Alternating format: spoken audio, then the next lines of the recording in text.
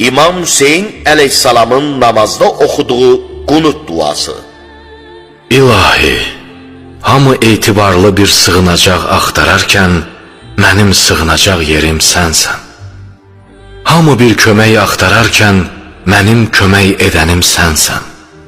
İlahi, Məhəmməd və onun pak əhli beytinə salavat göndər.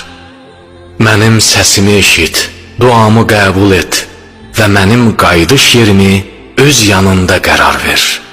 Pərverdigara, səni and verirəm öz əzəmətinə, elə bir əzəmət ki, onu fitnələrlə birləşmiş nəfsi etirazlar ləkəliyə bilməz. Heç bir güman və şübhə ona qarışmaz. Heç bir yol onu dəyişdirə bilməz. Məni içimdə sənə qarşı heç bir şək və şübhə qalmayacaq bir şəkildə sənə qovuşana qədər fitnə dolu imtihanlardan və şeytanın təhlükələrindən qoru. Çünki sən mərhəmətlilərin ən mərhəmətlisisən.